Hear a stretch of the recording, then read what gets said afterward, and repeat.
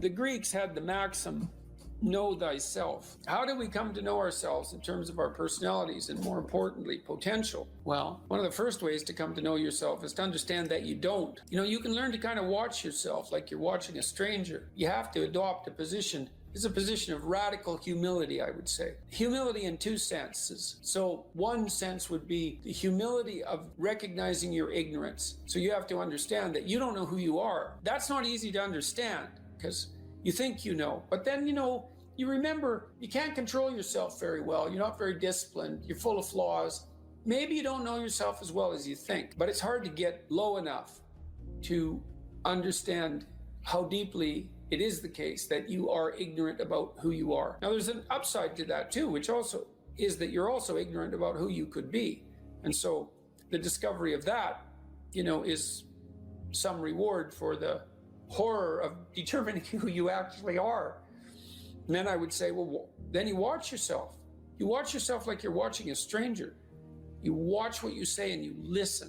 And you think, well, what sort of person would say that? And how am I reacting emotionally when I'm communicating in that manner? Is that making me feel stronger or weaker? Is it filling me with shame? Is it helping my confidence? Am I laying out a lie? Am I deceiving myself and other people? Am I adopting this personality at parties that is designed to impress and to amuse, and it comes across as nothing but self-centered narcissism? What are my dark fantasies? What are my aggressive fantasies? What is it that I'm willing to do? What am I interested in so that I'll spontaneously pursue it? What do I procrastinate about and why? What am I unwilling to do? What do I think is good? What do I congratulate myself for accomplishing? And what do I berate myself for failing to confront and to implement? Those are all incredibly complicated questions, and you don't know the answers to them. So that's a start.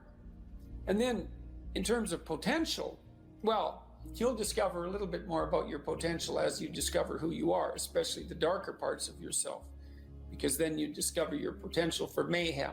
There's some real utility in that. It's actually something that strengthens you, because the first thing that a realization like that can in fact produce is the ambition to incorporate that dangerousness into a higher order personality. And that can make you implacable. That can make you someone who can say no when you need to say no. That can make you someone who won't avoid necessary conflict. And so that's unbelievably useful. And so that's one of the potentials that you might discover. The other thing you do to discover your potential is you challenge yourself. It's like Rule 4 in my book, 12 Rules for Life, is compare yourself to who you were yesterday and not to who someone else is today. And that's kind of a good way to start this. It's like, well, take a bit of a look at yourself and think about what's not so good that you could improve, that you should improve by your own standards, and that you would improve, and set yourself a little goal. Maybe you're not studying at all and you're at university. Or maybe you're at work and you've got this stack of paper there, and you haven't looked at that damn stack for like a month, and you know that you should be. And you're bothering yourself at night because you're avoiding that. You think, well, I've avoided that stack of paper completely for 1 month. I'm quite a coward when it comes to whatever snakes might be hidden in that stack of paper. How about tomorrow I just put that stack of paper in front of me on my desk and I glance through it for 15 seconds. See if I can do that. It's like, well, you set yourself a goal of improvement. It's a humble goal, because really, are you such a coward that the best that you can bloody well manage after a month of avoidance is 15 seconds of exposure to a stack of paper? It could easily be. You've been avoiding it. You're obviously afraid of it. And so the situation could be that dismal and dire. And you might think, well, geez, it's no balm to my ego. It's not fostering the strength of my ego to recognize in myself someone who could only withstand 15 seconds of exposure to that thing I'm afraid of. And so that's a form of humility too. It's like there's things you could do to improve, and you know what they are. And there's small steps that you could take, that you might take, that would put you in that direction. And then the question is, are you big enough to take those small steps? You know, are you capable of grappling with the fact that you're fundamentally flawed to the point where you have to break things down into almost childlike steps in order to manage them? And the answer to that is, yeah, you are. And that's the lot of, I don't know if it's the lot of everyone. Most people have things they avoid, you know, and they're afraid of. So I would say to some degree, it's the lot of everyone. People vary in the degree to which they've conquered that. And you do meet people from time to time who are extraordinarily disciplined. But most of the time they've got disciplined in exactly this manner. It's through slow incremental improvement. And then you challenge yourself. It's like, well, could I do this? That would be better. Then you find out, and then you think, well, is there something slightly larger and more challenging that I could do that would be better?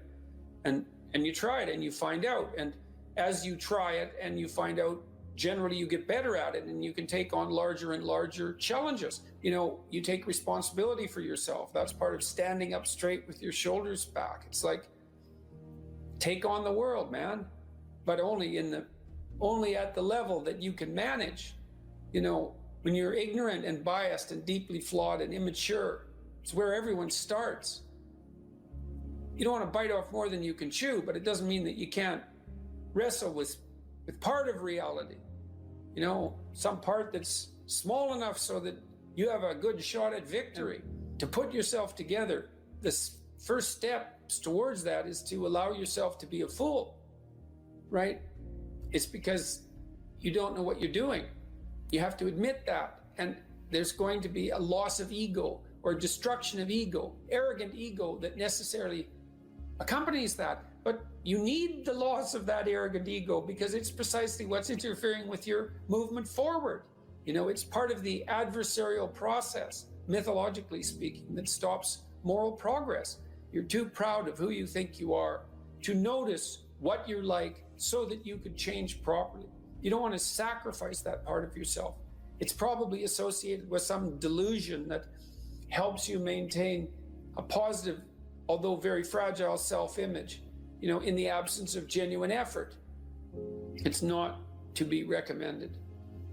You know yourself by watching and paying attention. It's watching like you're a snake.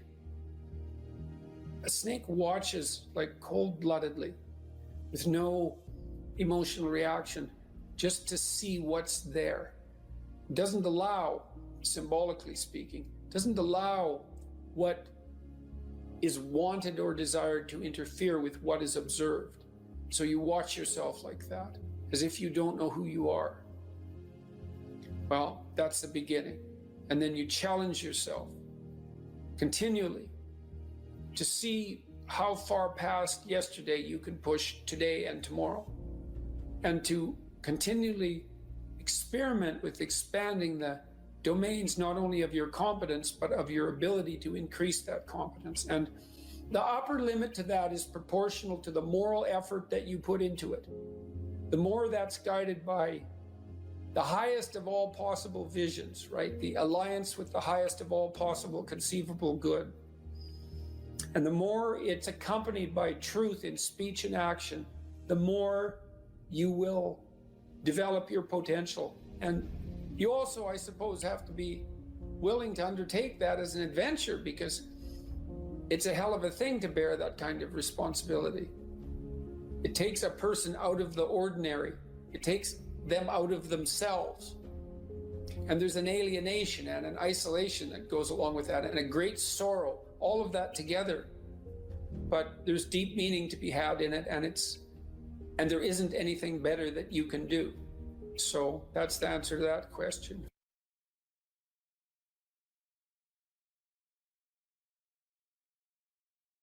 Okay, we're having a conversation. I'm deciding I'm going to listen to you, right? That's different than how people generally communicate, because usually when they communicate, they're doing something like, okay, we're going to have a conversation and I'm going to tell you why I'm right and I'll win if you agree. Or maybe you're having a conversation where, I don't know what you're trying to do. Maybe you're trying to impress the person you're talking to. So you're not listening to them at all. You're just thinking about what you're going to say next. Okay, so that's not this. This is, you might have something to tell me. And so I'm going to listen on the off chance that you'll tell me something that would really be useful for me to know. And so If you agree with me and I find that out, I know nothing more than I knew before. I just know what I knew before. And maybe I'm happy about that because, it didn't get challenged. But I'm no smarter than I was before. But maybe you're different than me, and so while I'm listening to you, you'll tell me something I don't like. Maybe it's something I find contemptible or difficult, whatever. Maybe you'll tell me something I don't know, and then I won't be quite as stupid. And then maybe I won't run painfully into quite as many things. And that's a really useful thing to know, especially if you live with someone and you're trying to make long-term peace with them, is they're not the same as you. And their way they look at the world and the facts that they pull out of the world aren't the same as your facts. And even though you're going to be overwhelmed with the proclivity to demonstrate that you're right, it is the case that two brains are better than one. And so maybe 9 of the 10 things they tell you are dispensable, or maybe even 49 out of 50, but one thing, all you need to get out of the damn conversation is one thing you don't know. And one of the things that's very cool about a good psychotherapeutic session is that the whole conversation is like that. All you're doing is trying to express the truth of the situation as clearly as possible. That's it. And so now Roger's proposition, and I'll tell you why he derived it, was that if you have a conversation like that with someone, it will make both of you better. It'll make both of you psychologically healthier. So there's an implicit presupposition that the exchange of truth is curative. Well, that's a very cool idea. I mean, it's a very deep idea. It's the idea upon which Western civilization, although not only Western civilization, is actually predicated. The idea that truth produces health. But for Rogers, that was the entire purpose of the Psychotherapeutic Alliance. You come to see me because you want to be better. You don't even know what that means necessarily, neither do I. We're going to figure that out together. But you come and you say, look, things are not acceptable to me, and maybe there's something I could do about that. So that's the minimal precondition to engage in therapy. Something's wrong, you're willing to talk about it truthfully, and you want it to be better. Without that, the therapeutic relationship does not get off the ground. And so then you might ask, well, what relationships are therapeutic? And the answer to that would be, if you have a real relationship, it's therapeutic. If it isn't, what you have is not a relationship. God only knows what you have. You're a slave, they're a tyrant, you're both butting heads with one another. It's a primate dominance hierarchy dispute. Oh, I don't know, you're like 2 cats in a barrel, or 2 people with their hands around each other's throats. But what you have is not a relationship. One of the things I try to do in my therapeutic sessions is, first of all, to listen, to really listen. And then, while I listen, I watch. And while I'm listening, things will happen in my head. Maybe I'll get a little image of something, or I'll get a thought or a question will emerge, and then I'll just tell the person what that is. But it's sort of directionless, It's not like I have a goal, except that we're trying to make things better. I'm on the side of the part of the person that wants things to be better, not worse. And so those parts of us have a dialogue, and the consequence of that dialogue is that certain things take place, and then I'll just tell the person what happened. And it isn't that I'm right. That's not the point. The point is that they get to have an hour where someone actually tells them what they think. Here's the impact you're having on me. This is making me angry. This is making me happy. This is really interesting. This reminds me of something that you said an hour ago that I don't quite understand. And the whole point is not for either person to make the proposition or convince the other that their position is correct, but merely to have an exchange of experience about how things are set up. And it's extraordinarily useful for people, because it's often difficult for anyone to find anyone to talk to that will actually listen. And so another thing that's really strange about this listening is that if you listen to people, they will tell you the weirdest bloody things so fast you just cannot believe it. So if you're having a conversation with someone and it's dull, it's because you're not listening to them properly, because they're weird. They're like wombats or albatrosses or rhinoceroses or something. Like, they're strange creatures. And so if you were actually communicating with them and they were telling you how weird they really are, it would be anything but boring. And you can ask questions. That's a really good way of listening. But one of Roger's points is, well, you have to be oriented properly in order to listen. And the orientation has to be, look, what I want out of this conversation is that the place we both end up is better than the place we left. That's it. That's what I'm after. And if you're not after that, you got to think, why the hell wouldn't you be after that? What could you possibly be after that would be better than that? You walk away smarter and more well-equipped for the world than you were before you had the conversation, and so does the other person. Well, maybe if you're bitter and resentful and angry and anxious and, you know, generally annoyed at the world, then that isn't what you want. You want the other person to walk away worse, and you too, because you're full of revenge. But, you know, you'll get what you want if you do that.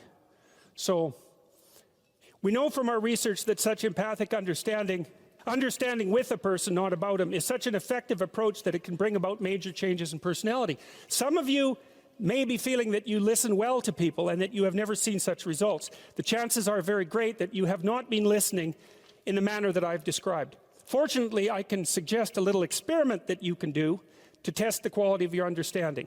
The next time you get into an argument with your wife or your friend or a small group of friends, stop the discussion for a moment and, for an experiment, institute this rule. Each person can speak up for himself only after he has first restated the ideas and feelings of the previous speaker accurately. What accurately means is they have to agree with your restatement. Now that's an annoying thing to do, because if someone is talking to you and you disagree with them, the first thing you want to do is take their argument, make the stupidest possible thing out of it that you can, that's the straw man, and then demolish it. It's like, so then you can walk away feeling good about it, and you know, you dominated them really nicely. But that isn't what you do. You say, okay, well, I'm going to take what you told me, and maybe I'm even going to make your argument stronger than the one you made. That's useful if you're dealing with someone that you have to live with, because maybe they can't bloody well express themselves very well, but they have something to say. So you make their argument strong. All right, then you see what this would mean. It would mean that before presenting your own point of view, it would be necessary for you to really achieve the other speaker's frame of reference, to understand his thoughts and feelings so well that you could summarize them for him. Sounds simple, doesn't it? But if you'll try it, you'll find that it's the most difficult thing that you've ever done.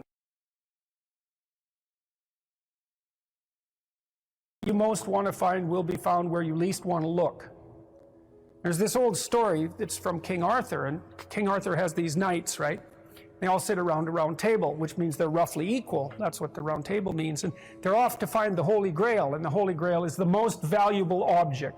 That's what it means. So they're off to find the most valuable thing, but they don't know what it is, and they don't know where it is.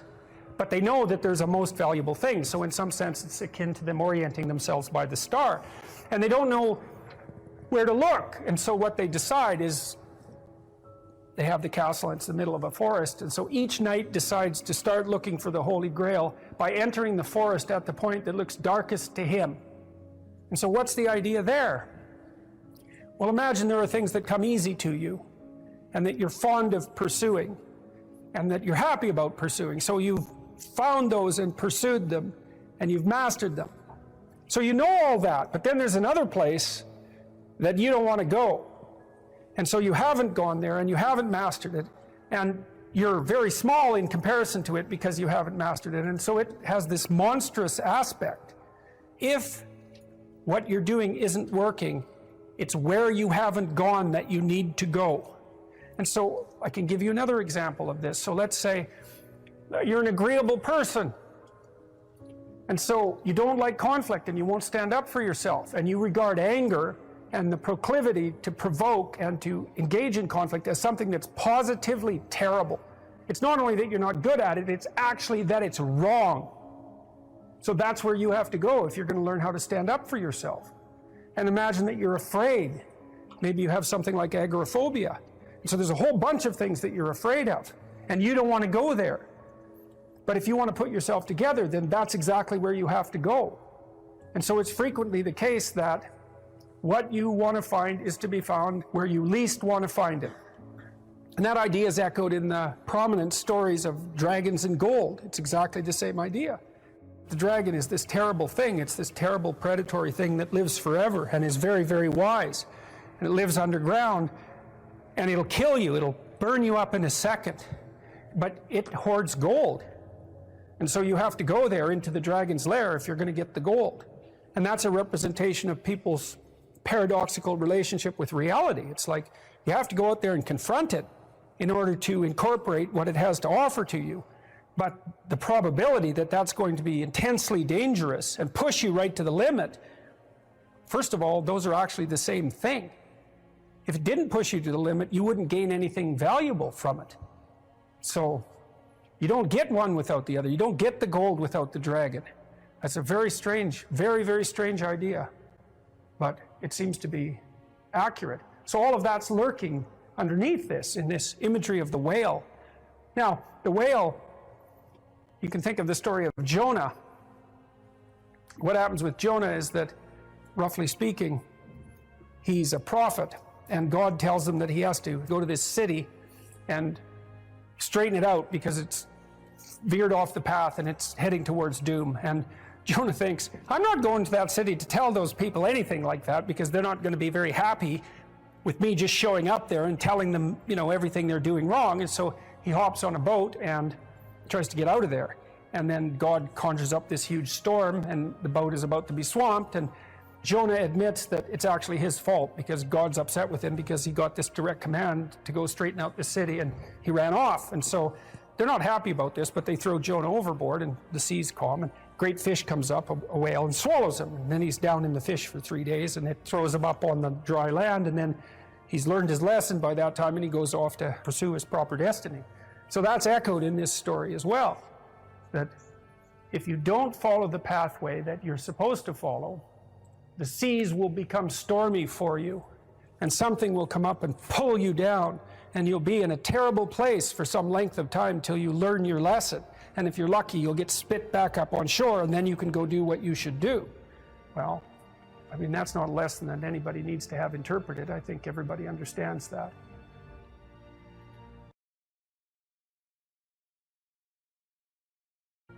Part of spiritual development is to recognize the satanic tendencies that characterize you and to fully wrestle with them and to integrate them. That's the thing. It's not so much to cast them away, it's to transmute them. You know, and you can see the difference between people who've done that and people who haven't, at least to some degree, because people who haven't integrated the shadow at all are naive. And you can tell that when you look at them, and you can tell that when you talk to them. And because they're naive, they're often resentful as well because they get taken advantage of. And someone who's integrated that more, they're dangerous in the martial arts sort of way, which is they're dangerous, but they don't have to use it because their presence radiates implicit potential for havoc, and that's really necessary. It's one of the things that gives people self-respect. Carl Jung talked about this phenomenon he described as retrogressive restoration of the persona. It's a complicated idea, but basically what it means is that sometimes you take a leap forward and you learn some things, but you can't catalyze a new identity, so you try to go back and hide in your old identity. And that actually doesn't work because, well, things have changed and you've learned something and that isn't who you are anymore. And so it's like you have to cut parts of yourself off in a destructive manner to fit back into the person that you were. Now what happens here is that Pinocchio escapes from this tyrannical situation and undergoes this descent into chaos, but he tries to go back home. He tries to go back to what he was, and he can't do that anymore. His father isn't at home anymore. And so when he goes home, he finds that there's no home there. Now, this happens to people sometimes, and it's often a shock to them. So they'll often stay under the thumb of their father.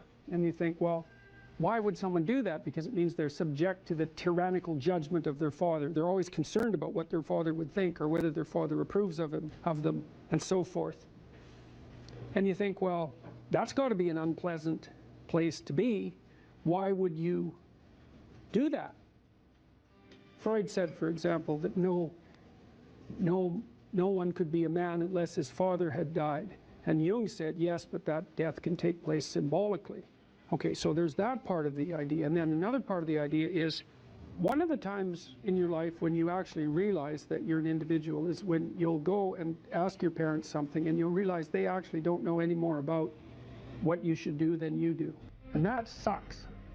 And that's partly why people are often willing to maintain a tyrant-slave relationship with their father. It's like, on the one hand, you have to be inferior in a relationship like that. You know, you've always got the judge watching you. But on the other hand, there's always someone who knows what to do.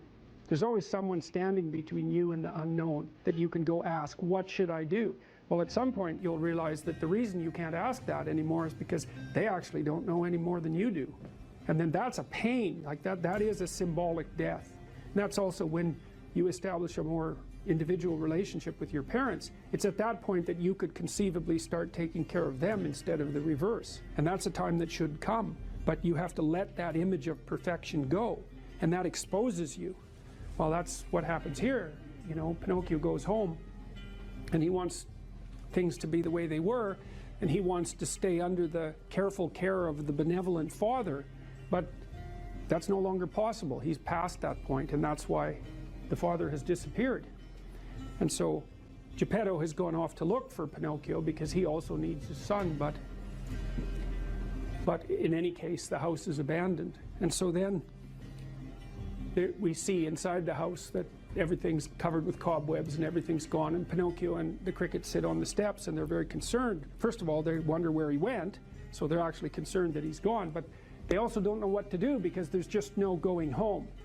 And so, you know, that's also the case that once you hit a certain point in your development, well, it's the same thing we already talked about.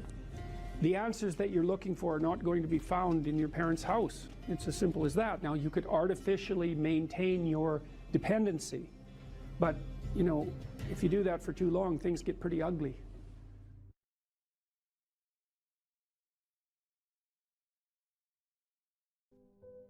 Final rule. It's called pet a cat when you encounter one on the street. And it's the most personal chapter in the book. It's a lot about my daughter. And my daughter was very ill when she was a kid, but particularly when she was a teenager. She had a very terrible time of it.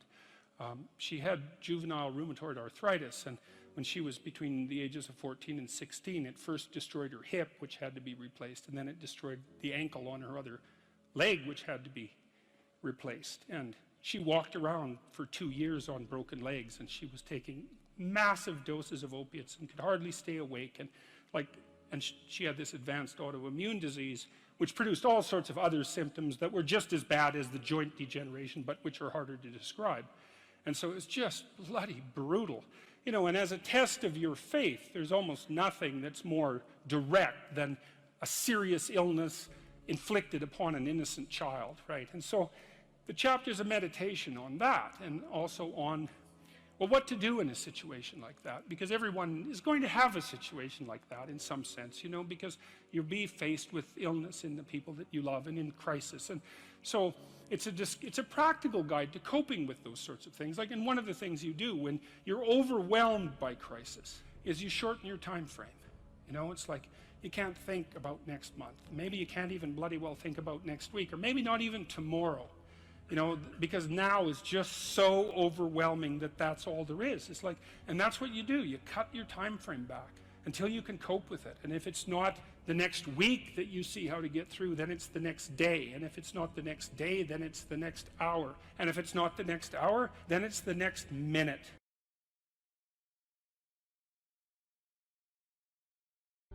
If you don't know who you should be, pick something. Pick something. Pick something that would be an accomplishment. Even do it somewhat arbitrarily, because you know, maybe you have too many choices, you don't know what you're interested in. Start somewhere, aim at something, do it. Maybe it's a 6-month certificate at something. Maybe it's an online course. Whatever. Pick something. Work hard at it. See what happens. What'll happen is, well, you'll get more disciplined as a consequence of the work, and so that'll make you a somewhat different person. But also, as you work on it, you'll figure out in more detail why it's for you or why it's not. And then when you make the next decision, you'll be more informed. That's how a self-correcting cybernetic system works, essentially. You establish an aim and you move towards it. As you move towards it, you gather information. That may shift your aim, but you have to move towards the aim. So in essence, even if you don't accomplish what you set out to do, that the lessons along the way, that is the higher lesson at some level. Yes, well, and you, let's say you should try to accomplish it, but I say, let's say, well, you get halfway through it and you think, I really know this isn't for me. Then you might say, well, how do you know you're not just copping out? Yeah. And I would say, well, you can You can set up a check against that by swearing when you start something that you won't switch it except for something more difficult. And then, because, you know, everyone has that tendency to rationalize their procrastination, and that's a good way of protecting yourself against that. It's like, I can quit this, but I have to have a better plan that's more difficult, and I can jump into that. And this is also associated with something like the necessary minimum of respect for tradition. If you pick a goal, it'll be a goal that's a social institution of some sort, virtually, with virtual certainty, because it has to be valuable to other people to be valuable, generally speaking. You don't want to be so cynical that you stop yourself from pursuing anything because nothing's worthwhile. That's not helpful. And everyone knows that. And you might say, well, I can't get out of that cynicism. And I would say, well, jumping out of the cynicism may be very difficult. Try just doing something local. Just pick something. You know, if you don't have a relationship, make a dating profile. You don't even have to put it online. But at least you have the profile. You're taking a step in that direction.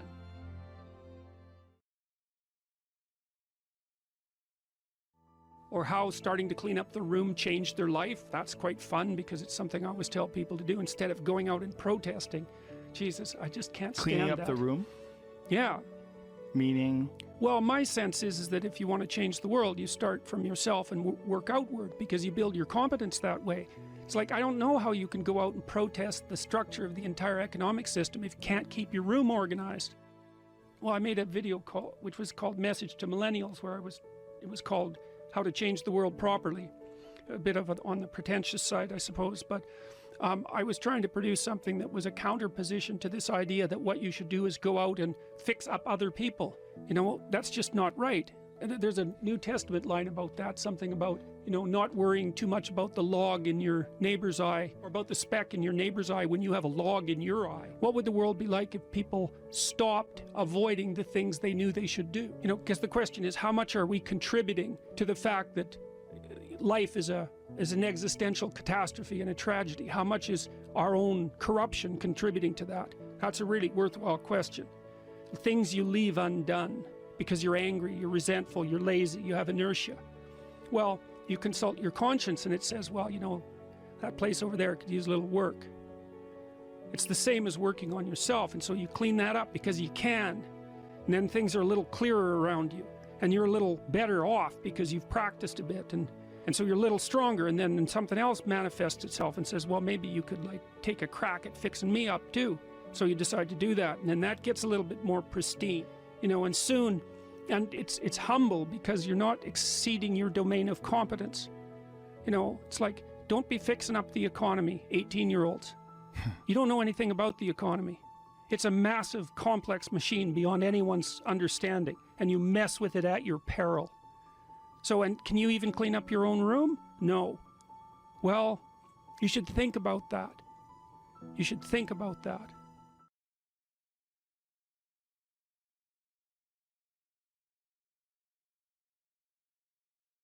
If you are an anxious person, and that's manifesting itself in, say, neurotic overanalysis, there's 4 things you can do very rapidly. Number 1, get up at the same time every day. And I would recommend in the mornings. That's when people generally get up, and it's good to do what everyone else does, unless you have a good reason not to. Number 2, eat a large breakfast. Keep it carbohydrate light. Make it fat and protein heavy, and eat more than you want. You might say, I'm not hungry in the morning. It's like, this has nothing to do with what you want or what your appetite is. It's like, you need to eat in the morning. If you're an anxious person and you don't eat in the morning and then you stress yourself out, your body hyperproduces insulin. It takes all the blood sugar out of your blood, and that dysregulates your metabolism for the entire day. I've had lots of anxious clients who would say fall into the overanalytic category, who were like virtually cured by eating a large breakfast every morning. You could try some physical exercise. Weightlifting is really good for curing anxiety. Another thing you could do, as I alluded to earlier today, is to make a schedule and start attending to your daily micro routines.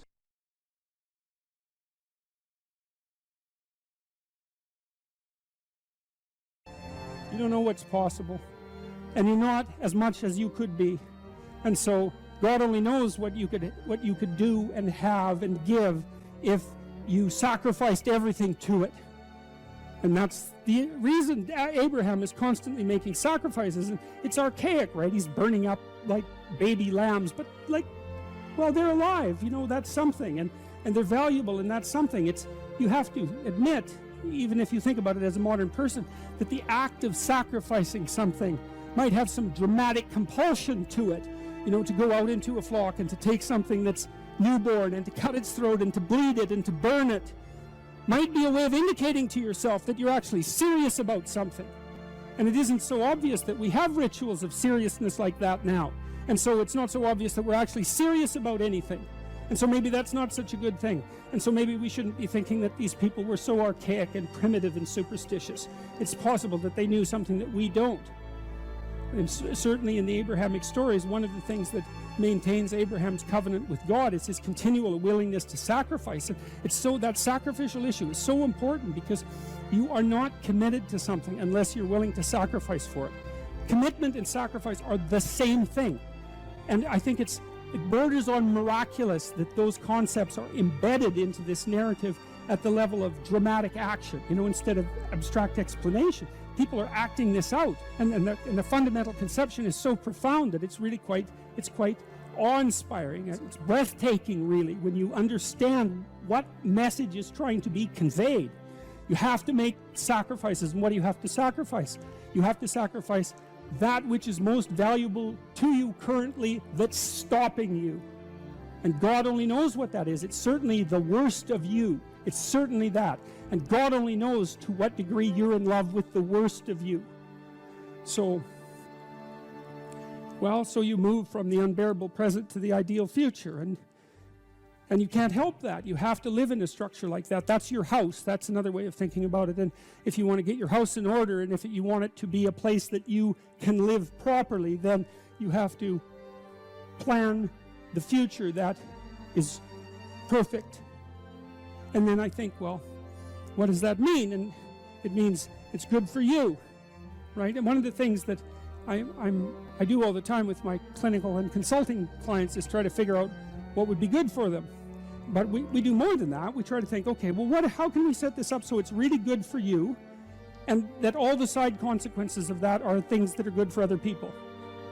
And so, because people are often also timid about trying to get something that's good for themselves because they feel that it's selfish or that they don't deserve it.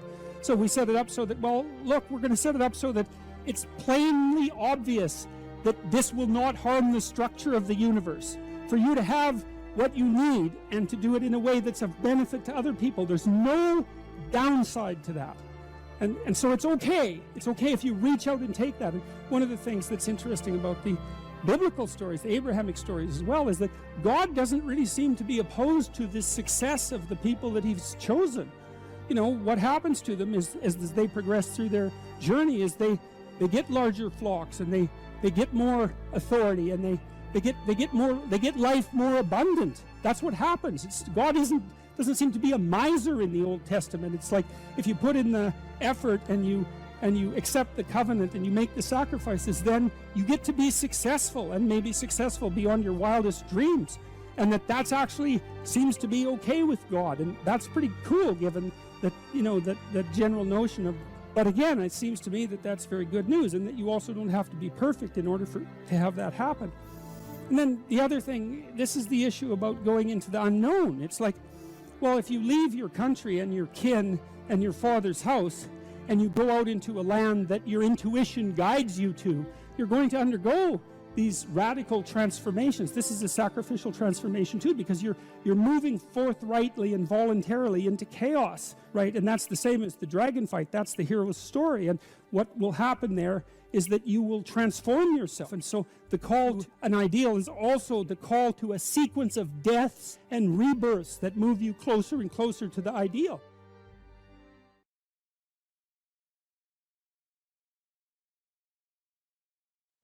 People don't get what they want is because they don't actually figure out what it is. And the probability that you're going to get what would be good for you, let's say, which would even be better than what you want, right? Because, you know, you might be wrong about what you want easily, but maybe you could get what would really be good for you. Well, why don't you? Well, because you don't try. You don't think, okay, here's what I would like if I could have it. And I don't mean I don't mean in a way that you manipulate the world to force it to deliver you goods for status or something like that. That isn't what I mean. I mean something like, imagine that you were taking care of yourself like you were someone you actually cared for. And then you thought, okay, I'm caring for this person. I would like things to go as well for them as possible. What would their life have to be like in order for that to be the case? Well, people don't do that. They don't sit down and think, all right, you know, let's figure it out. You've got a life. It's hard, obviously. It's like 3 years from now, you can have what you need. You got to be careful about it. You can't have everything. You can have what would be good for you, but you have to figure out what it is, and then you have to aim at it. Well, my experience with people has been is, if they figure out what it is that would be good for them, and then they aim at it, then they get it. And it's strange because they don't it's a strange thing. It's not quite that simple because, you know, you may formulate an idea about what would be good for you, and then you take 10 steps towards that, and you find out that your formulation was a bit off, and so you have to reformulate your goal. You know, so you're kind of going like this as you move towards the goal. But a huge part of the reason that people fail is because they don't ever set up the criteria for success. And so, since success is a very narrow line and very unlikely, the probability that you're going to stumble on it randomly is 0. And so there's a proposition here, and the proposition is, if you actually want something, you can have it. Now the question then would be, well, what do you mean by actually want?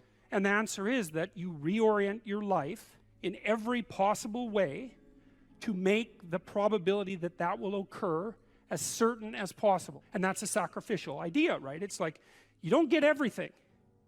Obviously. But maybe you can have what you need. And maybe all you have to do to get it is ask. But asking isn't a whim or today's wish. It's like, you have to be deadly serious about it. You have to think, okay, like, I'm taking stock of myself. And if I was going to live properly in the world, and I was going to set myself up such that being would justify itself in my estimation, and I don't mean as a harsh judge, exactly what is it that I would aim at?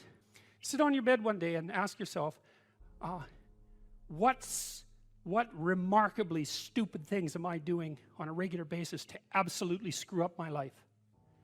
And if you actually ask that question, but you have to want to know the answer, right? Because that's actually what asking the question means. It doesn't mean just mouthing the words. It means you have to decide that you want to know. You'll figure that's out so fast it'll make your hair curl.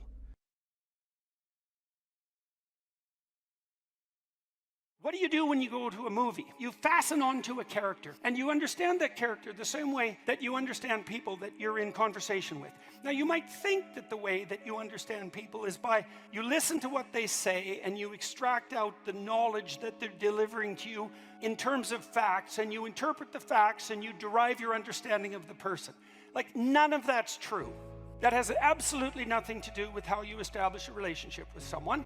And, well, here's some proof. Is that what you do with a dog? Well, obviously not, but you can establish a relationship with a dog. And the relationship you have with a dog, it's not the same as the relationship with a person, but a dog's a pack animal. A dog can become a member of the family. You can understand a dog well enough so the dog likes you, right? And so whatever you're doing with the dog, it isn't discourse about propositions, because most of the dogs you own don't talk. It's the same with an infant. You establish a relationship using mechanisms that aren't propositional. They're not rules, they're not descriptions, they're not facts. That's not how you do it. How do you do it? Where do you look when you talk to someone? You look at their eyes. Why? To see where they're pointing them. Why? So you can see what they're looking at. Why? So you can infer what's important to them, because we point our eyes at that which is important to us. That's why our eyes look the way they look. Black in the middle, colored on that ring around that against a white background. That's an evolved mechanism. I can see your eyes. All of our ancestors whose eyes weren't visible either got killed or didn't reproduce. The one thing you want to know about someone right away is where the hell their eyes are pointed. And you can do that politely, which you do by attending to someone without too predatory a stare. You do that by attending politely to their face, but not too intensely, and not attending, let's say, inappropriately to other parts of their body. And they're going to be watching you to see what you do with your eyes, Because the one thing you want to know about someone, above all else, is what the hell are they up to, right? What's their aim? And so when you go to a movie, that's what you do. When you watch a character in a role, you see him in a variety of different situations. And you watch how he structures his attention, what he pays attention to, because attention is a costly business. And so people pay attention to what they value. You watch what they attend to, and you watch how they prioritize their actions. And from that, you derive an understanding of what's important to them. As soon as you understand what's important to them, you've got their aim. You've figured that character out. This is what you do when you learn to know someone. What's their aim? As soon as you know their aim, you can see the world through their eyes. You can see the same objects they see, and the objects take on the same emotional significance. And when you say, I come to understand someone, what you really mean is, oh, I understand their aim, and now I can aim at the same thing, at least in simulation, at least fictionally, and I can come to inhabit the same world of perception and emotion that they inhabit. I can even guess at how they might act and to what they might attend in situations I haven't seen, because now I know their aim. What's he up to? That's what you're thinking in a murder mystery or in a thriller. What's he up to? What's he up to? What's going to happen next?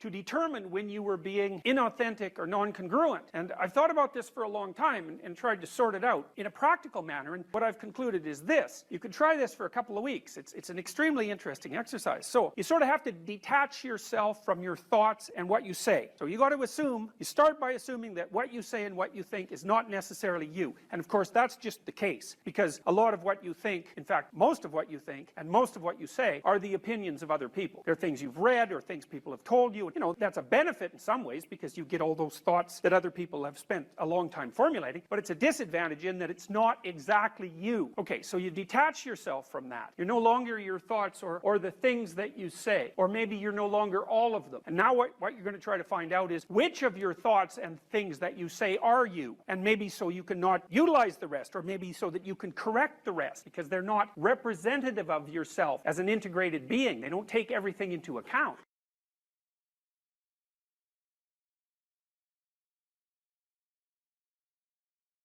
I've dealt with lots of people who have anxiety disorders, you know. And one thing about people who have anxiety disorders is they are not mysterious to me. It's no problem for me to understand why people have anxiety disorders, or why they're depressed, or why they have substance use problems. The mystery to me is always why people don't have all of those things at once. Because everybody has a reason to be anxious. In fact, we have the ultimate reason to be anxious because we know that we're vulnerable and we know that we're going to die. And how you cannot be anxious under those circumstances is a great mystery. It's a massive mystery. And the same thing applies with regards to depression. And then the same thing applies to some degree with regards to drug and alcohol abuse. As I said last week, there's plenty of reasons to drown your consciousness in alcohol, that's for sure. We could refer to the aforementioned anxiety and depression, not least. And the sorts of drugs that people are prone to take are chemicals that take the affective edge off the tragedy of life. So back to the issue of fear. Abraham is self-conscious, that's what this here says, but the thing is he moves forward despite that. He's self-conscious and he knows the danger, but he moves forward despite that. That's actually the appropriate response in the face of actual non-naive understanding of what constitutes life. Like if you're naive and you move forward, it's like, well, what the hell do you know? You know, there's no courage in naivety because you don't know what there is to stop you. You don't know what dangers you might apprehend, but to be aware of what it is that your problem is. So to be alert existentially, let's say, or to be fully self-conscious means that you're perfectly aware of your limitations and how you might be hurt. And then to make the decision to move forward into the unknown and the land of the stranger. Anyways, I would say that's one of the secrets to a good life. And I can say that really without fear of contradiction, I would say, because the clinical literature on this is very, very, very clear. What you do with people who are afraid, and to some degree depressed, but certainly anxious, is you lay out what they're anxious about, first of all, in detail. What is it that you're afraid of? What might happen? And then you decompose it into small problems, hypothetically manageable problems, and then you have the person expose themselves to the thing that they're afraid of, and what happens isn't that they get less afraid. That isn't what the clinical literature indicates exactly. What happens instead is they get braver. And that's not the same thing, right? Because if you get less afraid, it's like, well, the world isn't as dangerous as I thought it was, you know, silly me. If you get braver, that's not what happens. What happens is, yeah, the damn world's just as dangerous as I thought, or maybe it's even more dangerous than I thought, but it turns out that there's something in me that responds to taking that on as a voluntary challenge and grows and thrives as a consequence. And there's no doubt about this. Even the psychophysiological findings are quite clear. If you impose a stressor on two groups of people, and on one group the stressor is imposed involuntarily, and on the other group the stressor is picked up voluntarily, the people who pick up the stressor voluntarily use a whole different psychophysiological system to deal with it. They use the system that's associated with approach and challenge, and not the system that's associated with defensive aggression and withdrawal. And the system that is associated with challenge is much more associated with positive emotion and much less associated with negative emotion. It's also much less hard on you, because the defensive posturing system, the prey animal system, man, when that thing kicks in, it's all systems are go for you, you know? The pedal's pushed down to the metal and the brakes are on. You're using future resources that you could be storing for future time right now in the present to ready yourself for emergency. So there's nothing simple or trivial at all about the idea of being called to move forthrightly forward into the strange and the unknown. And there's a real adventure that's associated with that, right? So that's an exciting thing, which is part of the reason why people travel. And then also to see yourself as the sort of creature that can do that, is willing to do that on a habitual basis, is also the right kind of tonic for, I hate this word, for your self-esteem. You know, because the self-esteem has nothing to do with feeling good about yourself. As I already mentioned, there isn't necessarily a reason why a priori you should just feel good about yourself. But if you can view yourself acting in a courageous and forthright manner and encountering the world and trying to improve your lot and taking risks, you know, in a non-naive way, well, then you have something that you can comfort yourself with at night when you're wondering what the whole damn point is of your futile and miserable life.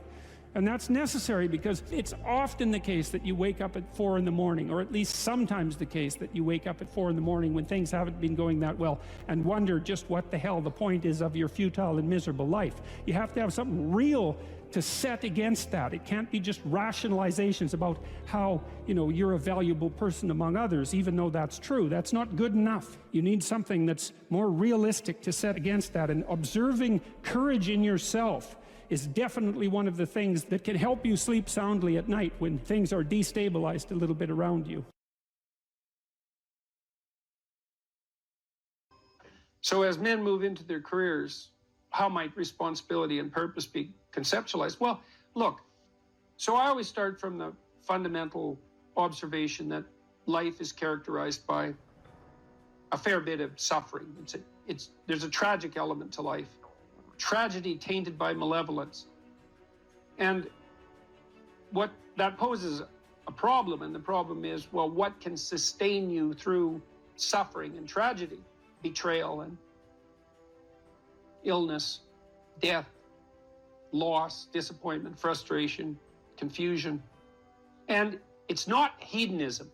It's not happiness, not if you conceptualize happiness in this narrowly pleasure-seeking hedonic way.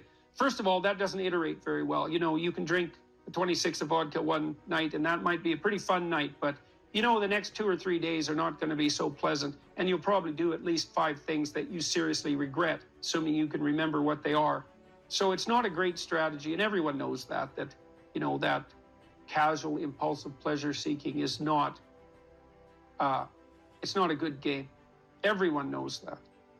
And that doesn't mean you should be afraid to try it, right? That's entirely different. You need to bash yourself around a bit.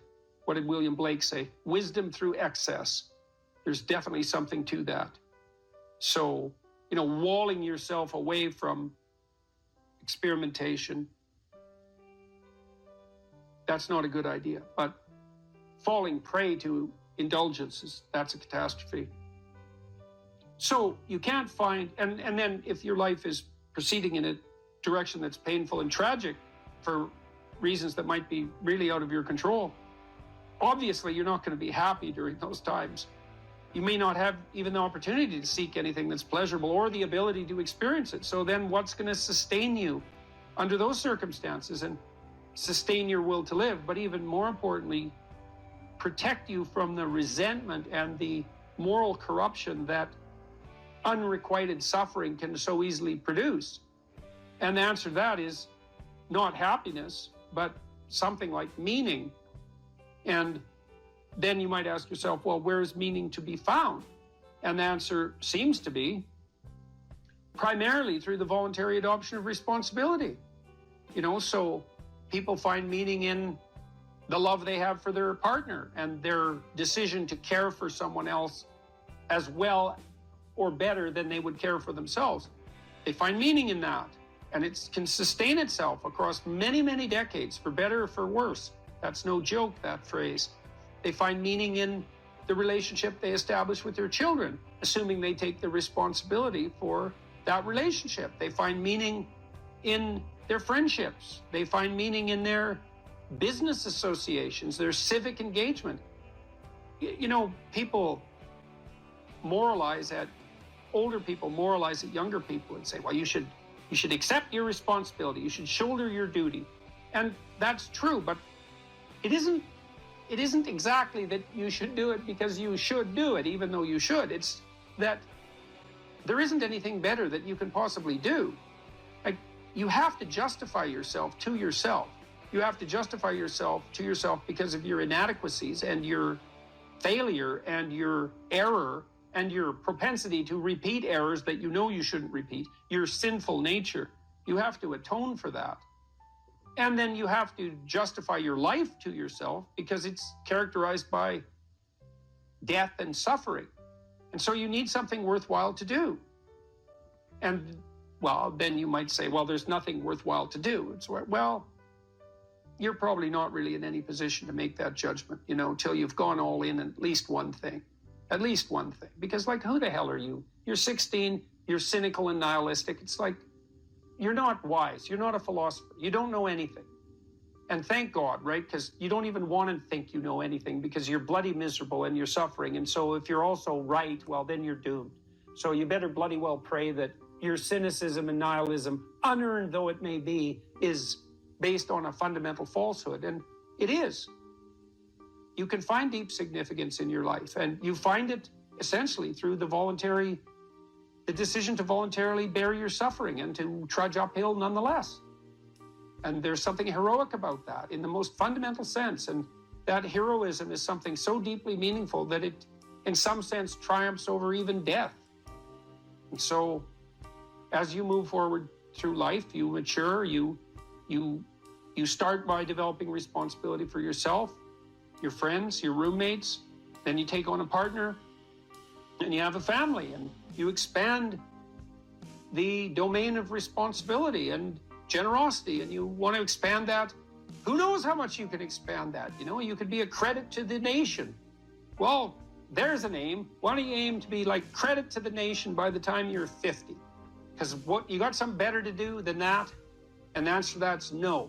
And, what are you going to do? You're going to pursue endless one-night stands. You're going to bury yourself nose deep in cocaine. You're going to become an alcoholic. You're going to pursue that tinsely, trashy hedonism that is nothing but destructive and generates nothing but self-contempt, and then bitterness, then misery, then vengefulness. It's like, why do that? It's easier in some sense, right? Although it's not, because it's rife with catastrophe and suffering. So it's way better to envision yourself as, that's the cross image fundamentally, right? The pathway to redemption is to bear your cross up the hill voluntarily. It's a hell of a thing to ask, right? Because you have to accept the fundamental limits of your mortal vulnerability. And you have to say to yourself, I will do good nonetheless. Right? And that's not obedience. That's not naivete. That's a cold decision, man. So everyone great makes that decision. So make that decision, because maybe you're great.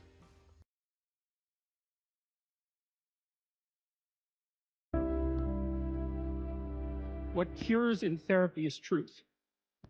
That's the curative Now, there's exposure to the things you're afraid of and avoiding as well, but I would say that's a form of enacted truth, because if you know there's something you should do by your own set of rules and you're avoiding it, then you're enacting a lie. You know, you're not telling one, but you're acting one out. It's the same damn thing. So if I can get you to face what it is that you're confronting that you know you shouldn't be avoiding, then what's happening is that we're both partaking in the process of attempting you to act out your deepest truth. And what happens is that improves people's lives, and it improves them radically. And the evidence, the clinical evidence for that is overwhelming. We know that if you expose people to the things they're afraid of, but that they're avoiding, they get better. And you have to do it carefully and cautiously and with their own participation and all of that. But of all the things that clinicians have established that's credible, that's number one. And that's nested inside this deeper realization that the clinical experience is redemptive, let's say, because it's designed to address suffering, insofar as the people who are engaged in the process are both telling each other the truth. Another way of thinking about this too, you know, in the Abrahamic stories, God calls to Abraham to get him to leave his father's tent. He's there like till he's 80, you know, lagging around, lolling around, being useless. And the call to adventure arises, and it's attributed to the voice of God. And Abraham goes out in the world, and he has a hell of a terrible time of it. He encounters famine and tyranny and conspiracy to steal his wife. And like, it's really quite dreadful, to the point where you might think that Abraham was a lot better off just being in his tent. But the story insists that Abraham's adventure is not only necessary, but a precondition for, well, for the entirety of Western civilization that follows in his stead, essentially. And so it's difficult, but necessary. And I think there's an analogy between the voice that calls Abraham as an individual away from his father's tent, you know, the safe confines of his father's tent, and the political voice that calls Moses to pull his entire people out of the tyranny in Egypt. I don't think that's an unreasonable parallelism. And so God in that situation is the voice of adventure and the voice of freedom.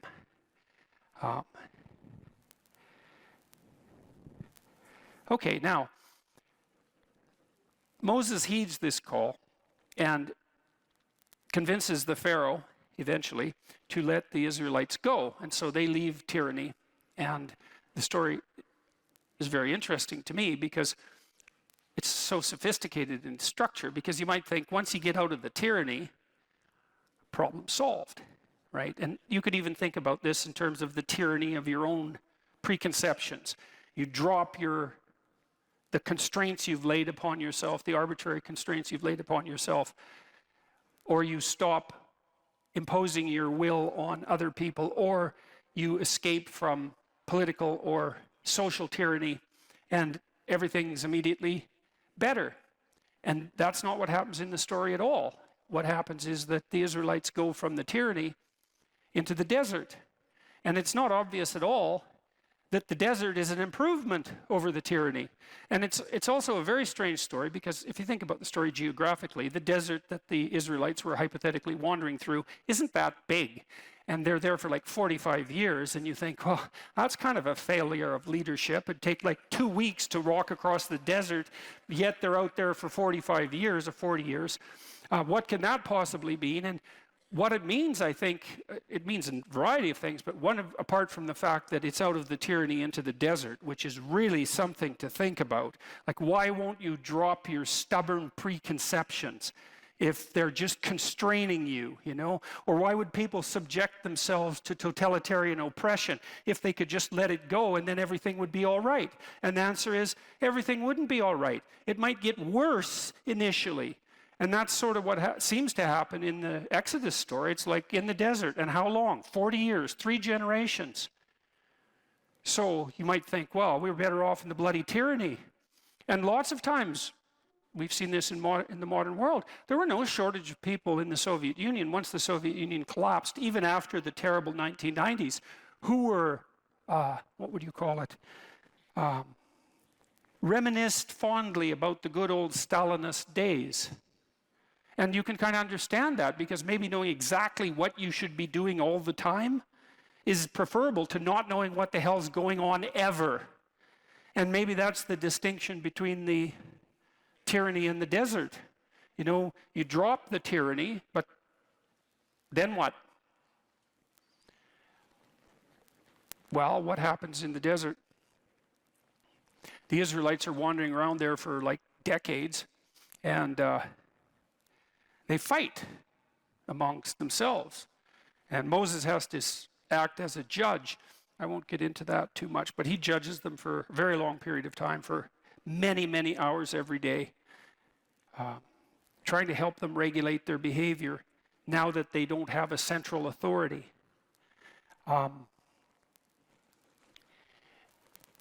They also become faithless. That the story insists upon this, that they lose their faith in the God that called them out of Egypt.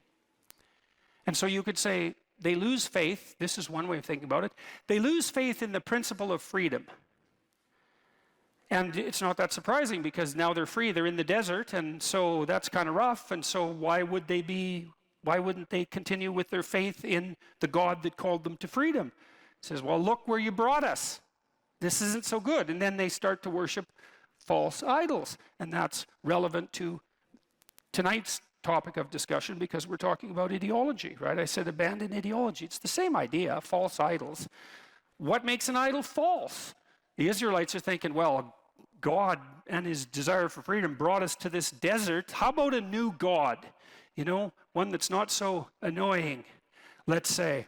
And so that's all well and good, and they start worshiping all sorts of different idols, golden calf, for example, and they're having a fine old time of it, fractionating into their multiple groups of belief,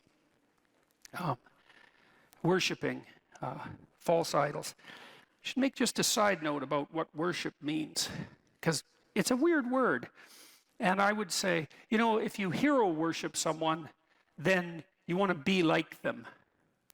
And so worship has that fundamental element of mimicry.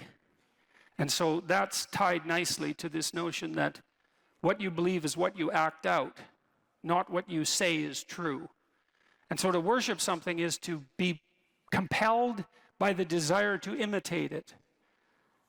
You know, you might say, well, if you're a big fan of a star, you're someone make a joke near you and say, well, you worship that person. It's like, well, it's not exactly a joke. The grip of that admiration is part of the impetus to imitate. And so then I would say, well, just as what you value most highly is that which you act out, what you worship is that which compels you to imitate. That's what the act of worship means.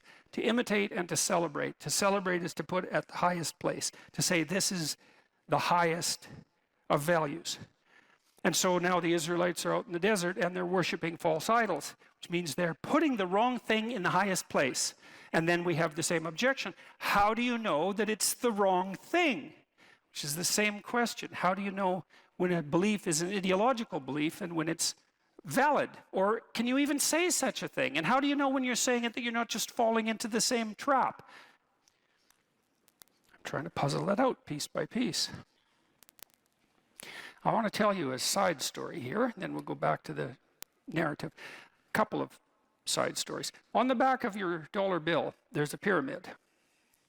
And at the top of the pyramid, there's a cap, and the cap is separated from the pyramid, and there's an eye in the cap. Okay. And then in the Washington Monument, at the top of the Washington Monument, there's a pyramid, and at the top of the pyramid, there's a cap, and it's made out of aluminum. In ancient Egypt, that cap was made out of gold. And the reason it's made out of aluminum in Washington is because aluminum was more expensive than gold when the Washington Monument was made, and they wanted to make the cap of the pyramid, which is the thing at the very top of the pyramid. They wanted to make it out of the most valuable material. Now, why would you want to make what's at the top of the pyramid out of what's most valuable? And the answer to that is something like, the thing that's at the top of the pyramid, since it's at the top, should be the thing that's most valuable. And what's most valuable? Well, gold's valuable. Why? Well, it's like the sun. It's incorruptible. It's a noble metal. It gleams like the sun. It's a symbol of value. And so the notion there is that the thing that's at the very pinnacle of the pyramid should be the thing that's most valuable. And then we're back to the question. How do you know that something is valuable compared to something else? Okay, so put that aside. Back to the Exodus story. So the Israelites are worshiping all these false idols, and God's getting upset about this. And he sends a bunch of poisonous snakes in amongst the Israelites to bite them. And which seems kind of heavy-handed, you might say, because the poor Israelites, they're thinking, tyranny, desert, snakes, you know, enough. And fair enough, you know, I have all sorts of sympathy for their position, because out of the tyranny into the desert, that's no joke. And then to add snakes to that seems like too much. But doesn't matter, because you'll find yourself in your life at times when you've gone out of the tyranny into the desert and you're suffering plenty, and then the snakes come and you're suffering even more. And well, the Israelites get together and they go to Moses. They get together and they think, okay, enough snakes. We'll repent. They go to Moses and they say, look, we get it. Can you have a chat with God? Get him to call off the snakes. And so Moses says, I'll see what I can do. And he goes and has a chat with God. And he says, you know, you're stiff-necked people. It's a reference to the Pharaoh. Repent. Do you think you could do something about the snakes? And God has a perfect opportunity there to just get rid of the snakes since he brought them. But that isn't what happens. And that's extremely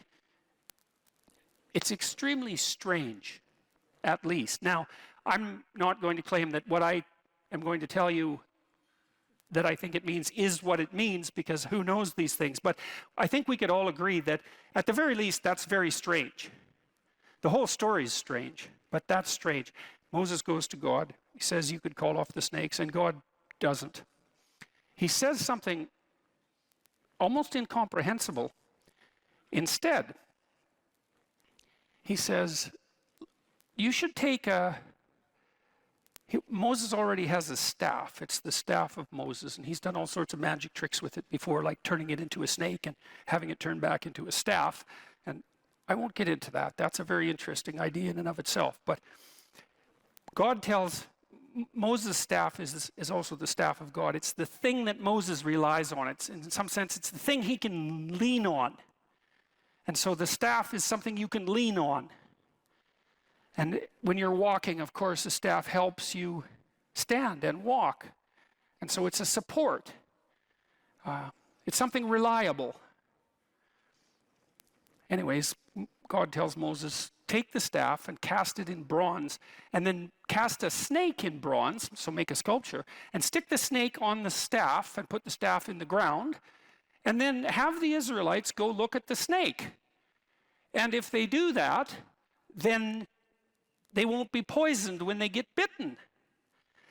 And you think, what the hell is going on with that story? It's like, it's so peculiar. You know, this is one of those situations with the story you think there's either something deep going on here, or it's completely, I don't know what your conclusion can be. It's incomprehensibly strange, but that's the story.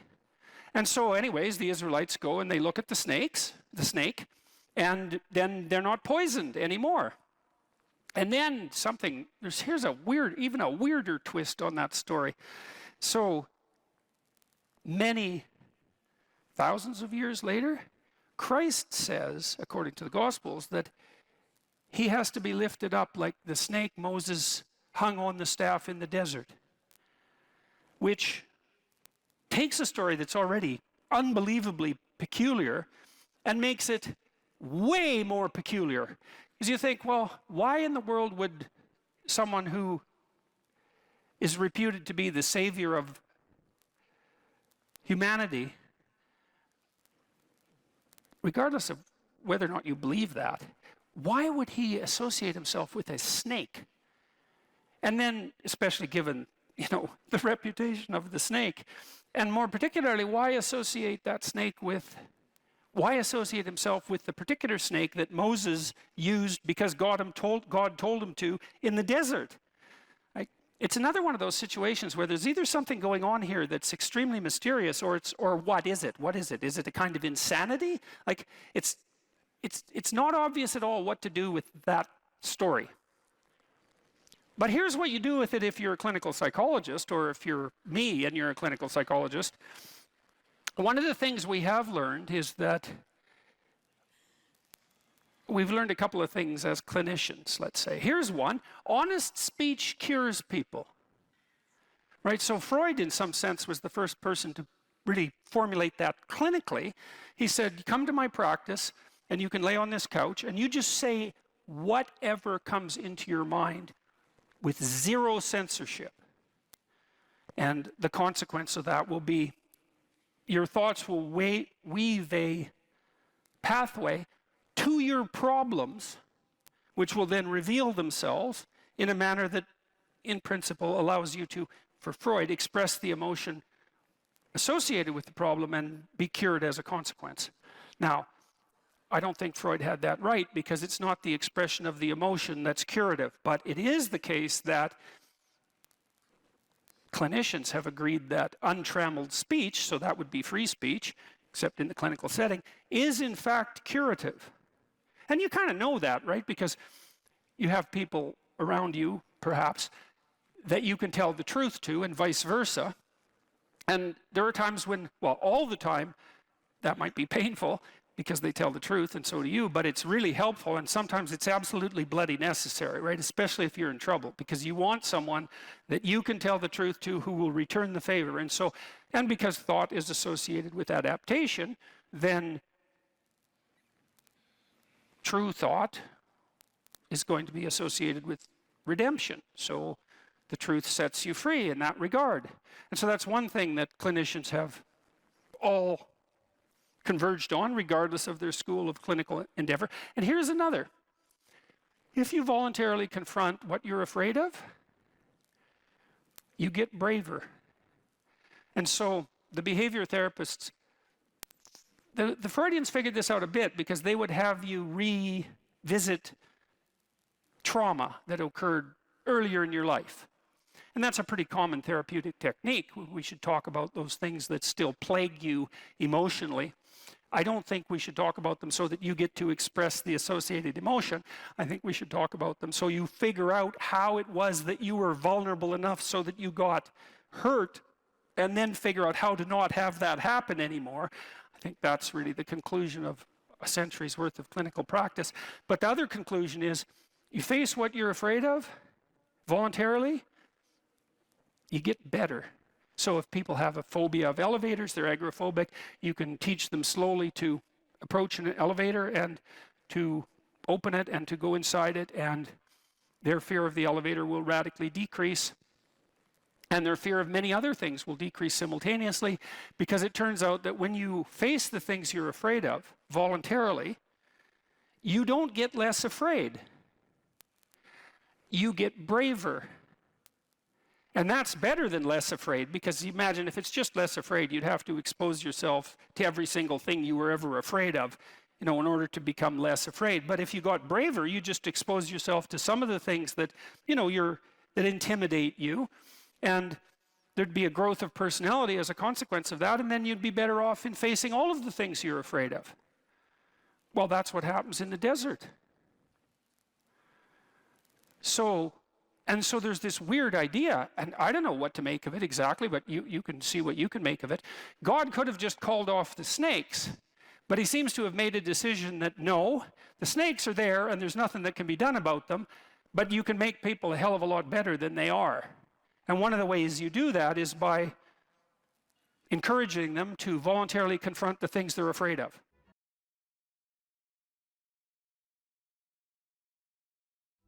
You say you are morally obligated to do remarkable things. Mm-hmm. Why? Well, I think partly because life is so difficult and challenging that unless you give it everything you have, the chances are very high that it will embitter you, and then you'll be a force for darkness and not good. And so, the fact that life is short and can be brutal can terrify you into hiding and avoiding. You can flip that on its head and understand that since you're all in anyways, you might as well take the risks that are adventurous. There isn't anything more adventurous than the truth. So why is that a moral obligation? Well, if you hide and you don't let what's inside of you out, and you don't bring into the world what you could bring, and you become cynical and bitter, you will start doing very dark things. Not only will you not add to the world what you could add, but you'll start being jealous of people who are competent and doing well and work to destroy them. So that's the pathway to hell. Really. We need to separate out the distinction between fantasy and delusion. You do have a fantasy about the future.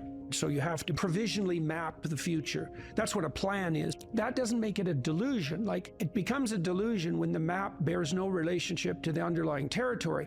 So if you have a strategy for the future, maybe let's say that your strategy for the future is that you have 5 million YouTube subscribers in 3 years. Well, you have no evidence of the strict sort that that's how it's going to be, because anything could happen between now and 3 years from now, let's say. But there's no reason to call that a delusion. It's one hypothetically possible path of potential, and then you can make the sacrifices necessary to bring that about. So even though it's a fantasy because it maps something that isn't there, it's not a delusion. It's a delusion when you're ignoring elements of your own experience that would inform your fantasy more effectively. You're ignoring them so that you can live in a positive representation of the future without having to pay the appropriate price for it. The ultimate ideal is also the ultimate judge, because the ultimate ideal is something against which you fall far short.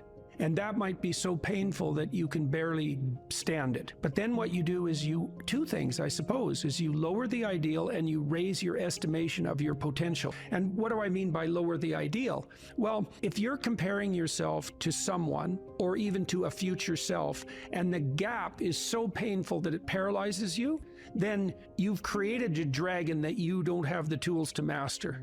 And so what you have to do is you have to scale the dragon down to size.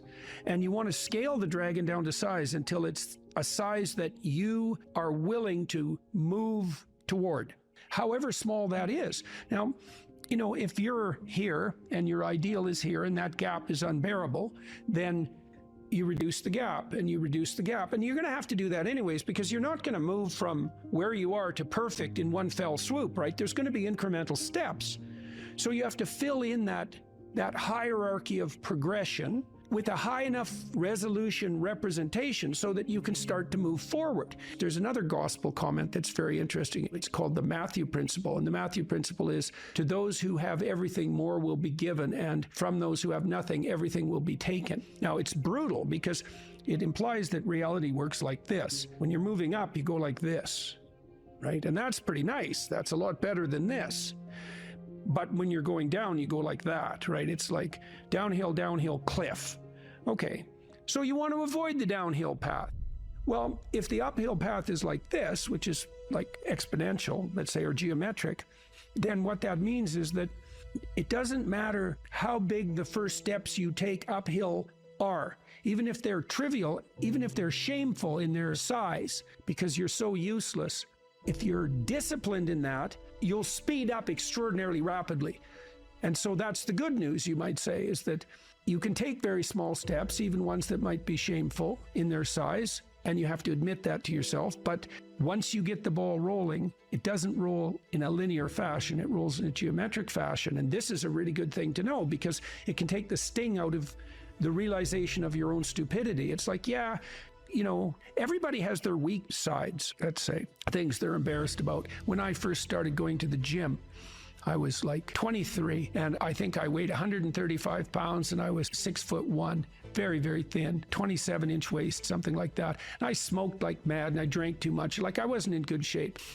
The first attempts forward I took in the gym, I went to this swimsuit class Jesus, it was me and this like really fat guy, young guy, probably not in any worse shape than me, and like 7 old women over 70, and they could outswim me.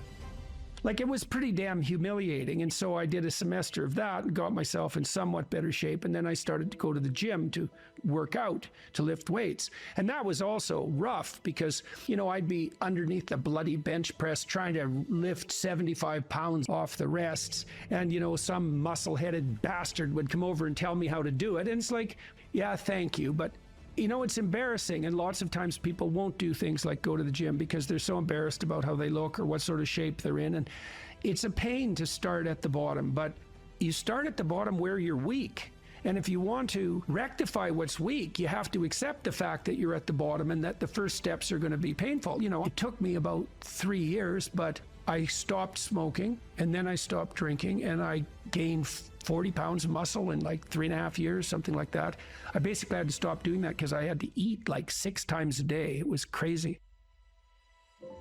But I got a lot more physically confident and a lot more coordinated. But the point of all this is, if you're going to rectify your weaknesses, you have to admit your insufficiency to your own shame. Now, if the gap between you and your ideal is so great that it paralyzes you, you shrink that. Things will beckon to you and call to you, and you'll have intuitions about which pathway to take.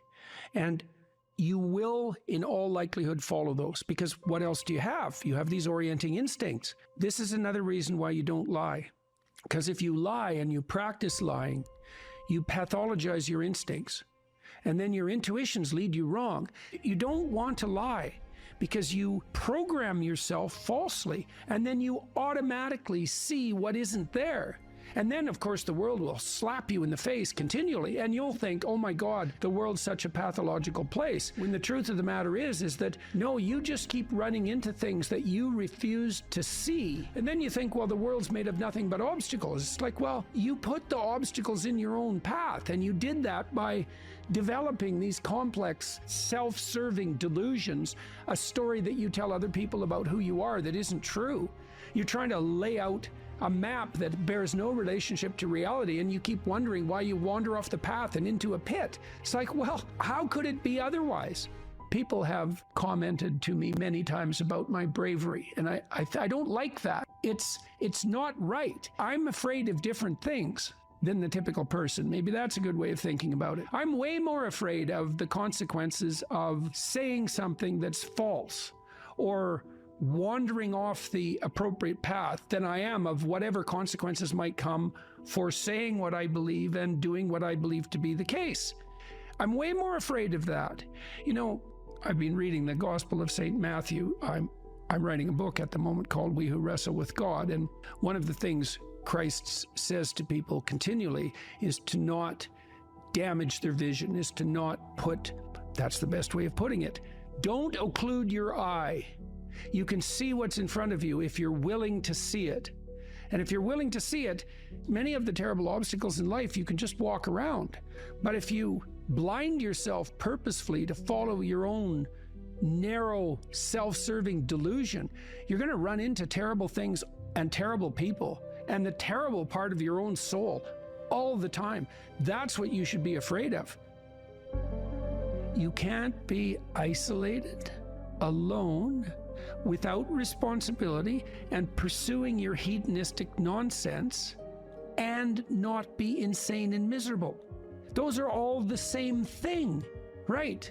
And so, you know, it's got to the point, I've said things that have made me somewhat unpopular, like it's very difficult for people to mature until they have a child. You find a huge part of what you are in that relationship. It makes you responsible, makes you grow up. It gives you the opportunity to mentor someone. You have someone around who's more important than you.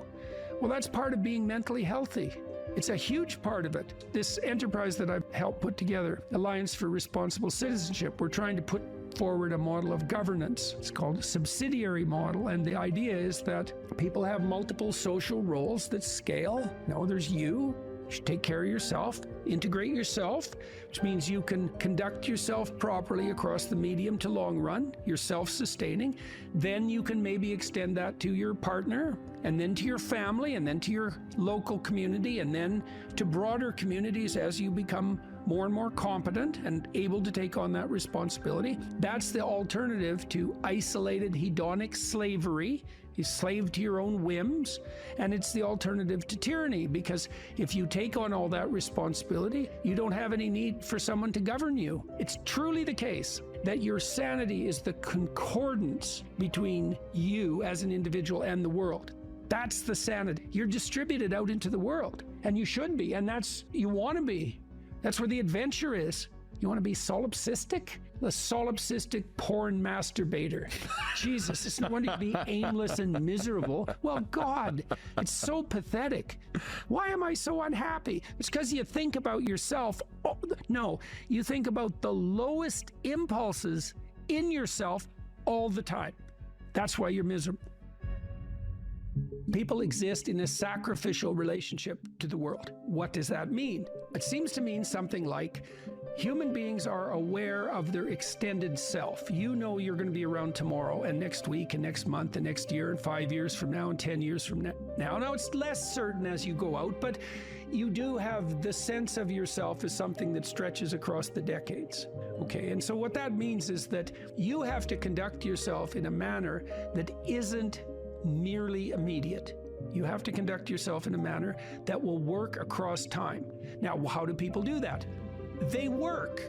Work is a sacrificial gesture. So you work, by definition, virtually. Work is the sacrifice of the present for the future.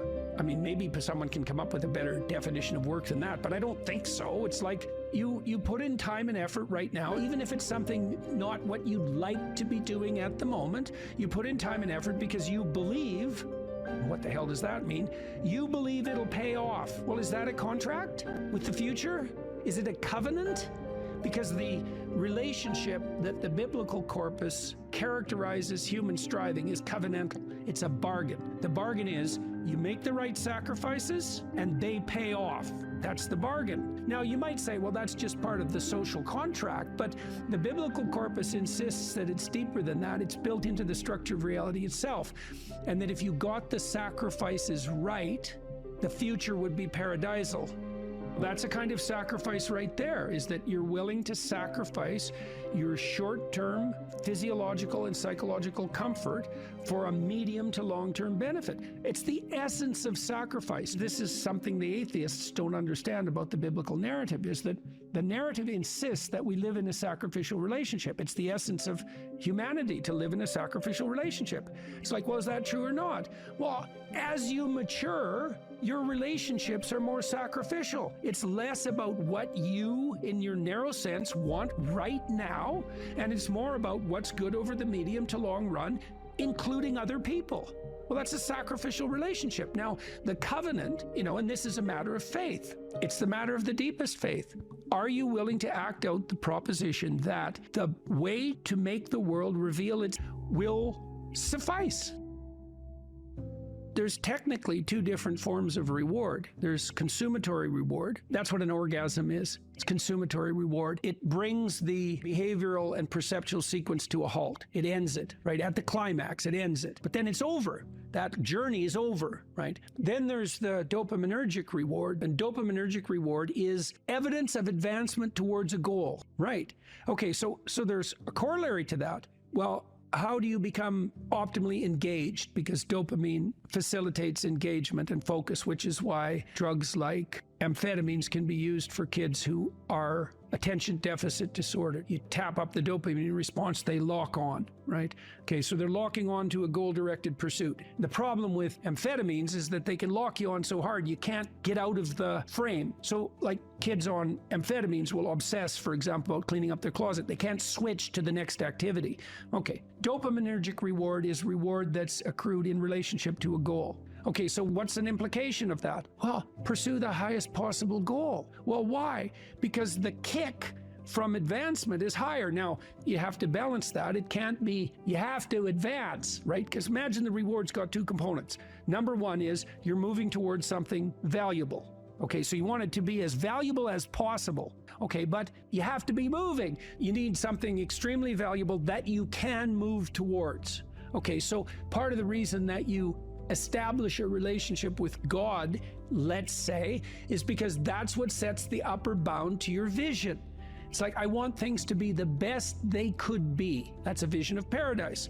Well, that has to be fractionated into, your proximal decisions, but lurking behind that should be this continual movement towards, what would you say, a heaven that recedes as you approach it. That's the proper vision of heaven. A heaven is a place that's perfect and getting better, both at the same time. That's what music shows you, because a great piece of music is perfect, but it's just getting better as it unfolds. And you need that. This is part of the problem with a static utopian vision, something Dostoevsky criticized. If you gave people nothing but consummatory reward, he famously says, so that they can do nothing but sit in tubs of hot water, eat cake, and busy themselves with the continuation of the species, human beings would break that all to hell in a moment just so they have something interesting to do. If you run yourself through a disciplinary process, so you accomplish something, maybe you don't attain the goal you were aiming at, but you accrue a new way of looking at the world and a set of skills. Well, if you just keep doing that, you have multiple ways of looking at the world and more skill. Well, that's your storehouse of treasure. As you walk through life in your normal mode, things will call to you. And if you pursue them, they will take you deep. It doesn't really matter what it is that calls. What matters is that you pursue it, and you pursue it to the depths. And as you pursue it to the depths, you will become transformed. And if you do that without reservation, that will turn you into the person who frees the slaves and opposes the tyrants. And that is how it works. That's the call. And that can happen in any direction, virtually any direction. You just have to pursue it with sufficient faith.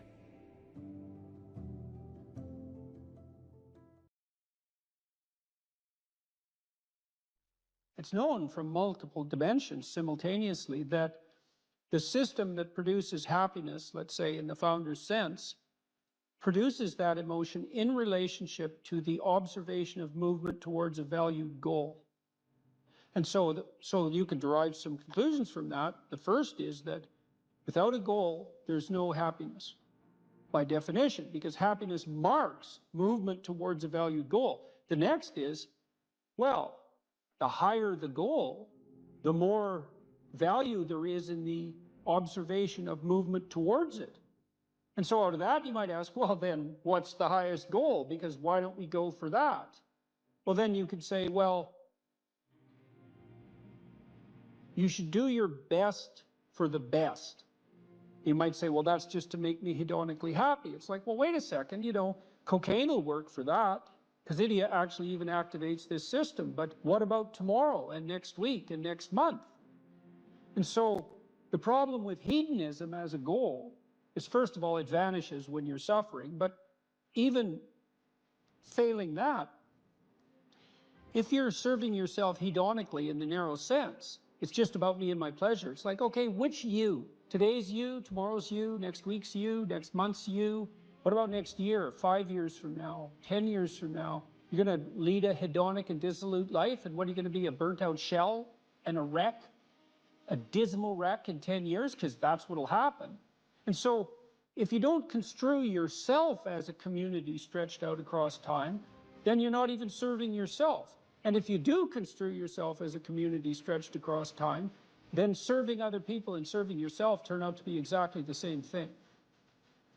I just did a course on the Sermon on the Mount, and Christ, in one of the sections of that sermon, he says to people that you shouldn't lose your saltiness, you shouldn't lose your savor, and you're the salt of the earth, and without that salt, everything loses its flavor. And salt is a preservative, and it's a spice, and that's often conceptualized, that phrase, as referring to the salt of the earth, the solid, reliable types who bear all burdens. But that is not what it means. I looked at a lot of different translations. I talked to a lot of people about that verse, and really what it means is, well, there should be some spiciness and unpredictability and humor about you. And there should be some play in the system, right? Because that's what stops you from just being the narrow, dead, past letter of the law with no spirit. There should be some snake inside the tree, right? There should be some fire inside the bush. Those are all ways of construing that are symbolically equivalent. There should be some dynamism in you, and a fair bit of that's associated with Well, enthusiasm, that's fun, but enthusiasm means to be imbued with the Spirit of God. That's why people like comedians so much too, because that's what they do. And so you have to leaven the duty with humor. And your book does a lovely job of that too, because your book, which is a very conservative book in the best possible way, and is a call to duty and responsibility, but you constantly return to themes of both stoicism and humor, which are tied together in some sense, you know. I was just in Newfoundland for the last week doing a documentary there. Newfoundland's a rough rock, and it's beautiful and harsh. And the people there are tough and resilient, man, because they had to be. And Newfies have a great sense of humor, and they're always making fun. And that's a necessary leaven, right? That ability to deal with serious matters in a light with a light touch. And it's something I'm trying to learn to do more and more, even in the most serious of conversations, you know, because if you're a master, you've got both. You've got that light touch and that sense of humor. You really see that in military people who've been through rough situations. When you see someone in the depths of genuine suffering, hopefully what you're trying to do is to throw a lifeline. And one possible lifeline is compassion. And that's probably the right lifeline to throw an infant, you know, who's suffering. That sort of overwhelming compassion. But for someone who is an adult or making progress towards being an adult, the lifeline that might be thrown is there's something within you that would let you be more than you are, and much more, and maybe enough more so that you could actually deal with this suffering so it didn't turn into hell and take everything along with it. And there isn't anything more optimistic than that. You say something here, which I think is extremely, I'm going to read something from your book here. It is true that character is to some extent innate. I would say what that does is that it provides each of us with a range of talents and a range of temptations. And so it's something like that. So it's the hand we're dealt, and there's certainly a genetic element to that. Our genetic makeup imbues in us certain proclivities. But it is as true that character is mostly a consequence of choices. Strangely enough, we all make them, and we should make them deliberately, with the knowledge that these choices are part of our responsibility toward a purpose other than our own selfish aims. That responsibility is to your family, friends, community, and country. That's something that conservatives put forward as a pathway to virtue, you know. And what's so interesting about that, as far as I'm concerned, as an antidote to atomistic liberalism, let's say, that hyper-privileges the individual, is that it's definitely been my observation as a clinical psychologist that in the depths of misery, the capability that you have to be of service to other people, your family, your friends, your community, your country, that's actually a saving grace under such circumstances. You know, and that people really find a deep and abiding meaning in that service. So it's not just finger wagging and the pointing towards duty. It's like, no, you don't understand that if you're in desperate straits, if your life is falling apart, if you're nihilistic and miserable, and maybe you have your bloody reasons, because maybe you do, that's still the case that if you step outside yourself and you try to make the lives of other people better, that's the best possible thing that you can do for yourself.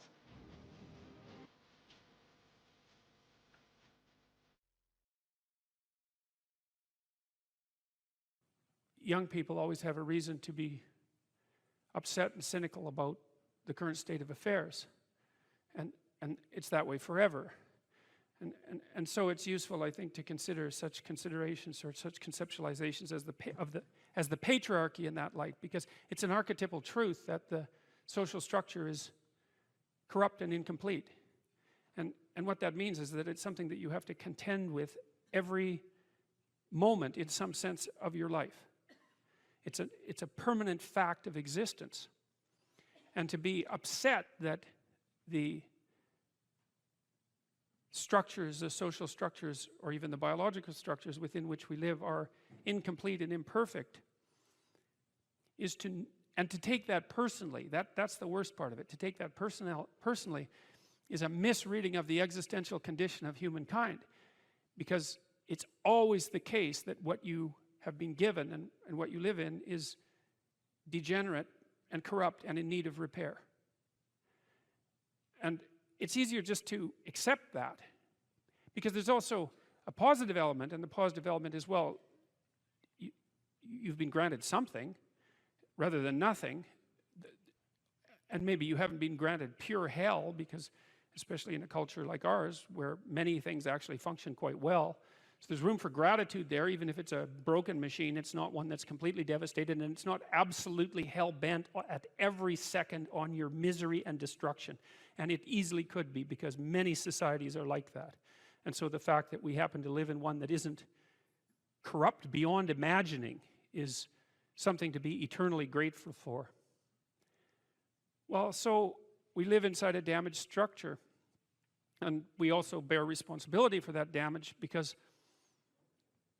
we don't do everything we can to constantly repair it. And you might say, well, that's actually one of the fundamental, people say, well, what's the meaning of life? What they really mean is, what's the positive meaning of life? Because as we've already discussed, the negative meanings of life are more or less self-evident. Well, the positive meaning of life is to be found in noting the state of lack of repair of the walled city that you inhabit, and then sallying forth to do something about that, to repair the breaches and to fix up the walls and to make the structure that you inhabit as secure and as productive as it possibly can be. And there's no shortage of opportunities to do that. You can do that in your own mind, you can do that in your own room, you can do that in your own household, in your local community. And maybe if you get good at doing it at all those levels, then you can start to look beyond that. And so there's challenges. That's the thing that's kind of interesting about this insufficient structure, is that it has a set of challenges built into it because of its insufficiency, and perhaps even because of its corrupt nature, that calls forth the potential response from you of heroic adventure. And the heroic adventure is to man the barricades and repair the city. And you can always do that. It doesn't matter what your personal circumstances are. There's always something that isn't right near you, isn't correct, isn't laid out properly, that you could just fix if you wanted to. And one of the things that we're going to talk about tonight is the idea that if you adopt an attitude that's like that, that the role that you should play is to make things better wherever you are, however you can, that what would actually happen would be that things would get better wherever you are in all sorts of ways, and that we've really, as a species, you might say, or maybe even as singular individuals, we've explored that rarely. It isn't something that's put forth as a proposition that often, and it's quite surprising to me. And I had an interesting experience the other day. I went to the keg. I go there because I have food allergies, and they're very careful with people who have food allergies. And the waiter took me to the table, and he said that he had been watching my lectures, and that's a very common experience. And he was happy about that, and he said that he'd had 2 promotions at the keg in the last 4 months because he'd been watching my lectures. And I really found that an affecting experience, because you might say, well, he's working as a waiter at the keg, and there's nothing particularly heroic about that. And I disagree with that, actually, because I don't care where you're located, you can do a hell of a job, and I mean that literally. At whatever job you have, you can take whatever job you have, and you can make it a real nice little piece of absolute misery. Or you can act like a civilized human being and notice that no matter where you are, there's a richness and a complexity that's completely inexhaustible right at hand. And then you can take that seriously, and you can say, well, I happen to be a waiter at the keg, and perhaps that's not what I expected, and he's a young guy, and perhaps that isn't where I want to end up, but it's not nothing. It's a rich environment, and I can make it a lot better if I want to. I can get along properly with my coworkers and not gossip behind their back, and I can treat my customers properly, and if an opportunity comes my way, I can take it, and I can see what happens. And so he said that's what he had started doing, and that things were working out much better for him. He was in a much better job than he was 3 months ago. In 3 months, that's nothing, right? I mean, that's a nice trajectory. It's an uphill trajectory, and that's what you want, really.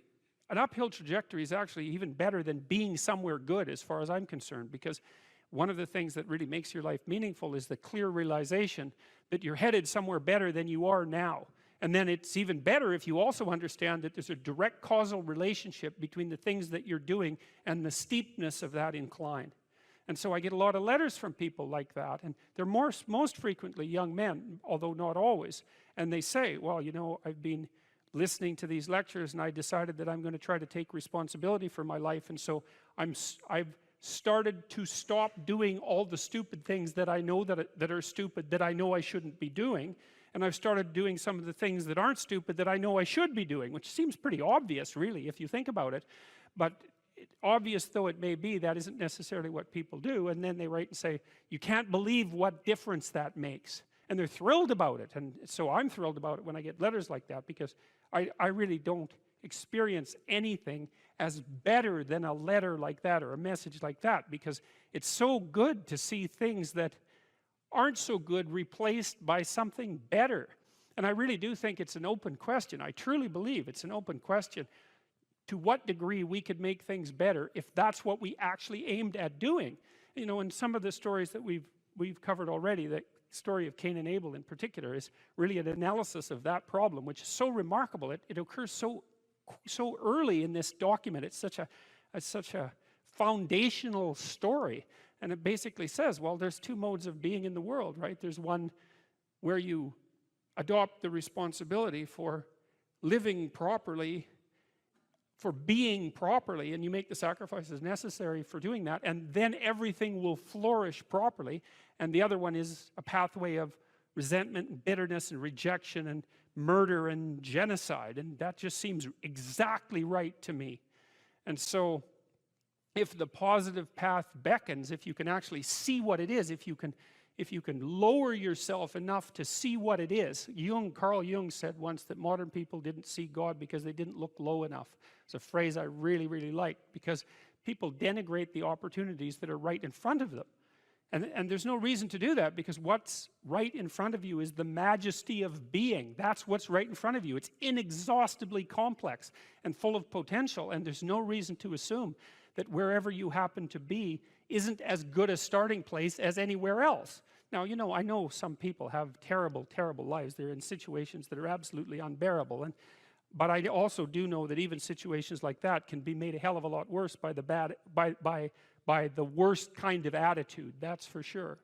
So anyway, so that's where you are. You're in a damaged structure. You're a damaged structure. You're in a damaged structure. But, you know, at least it's got some walls. You know, you're not being fed to the lions on a regular basis, so that's a good thing. And you can emerge forward, you know, heroically, magically, to confront the chaos that constantly threatens the structure within which you live. And you can free something as a consequence of that. You can learn something. You can strengthen yourself. That's the other thing, because what you're actually made of, in many ways, that what informs you, what you're made of, is what you encounter when you voluntarily encounter the unknown.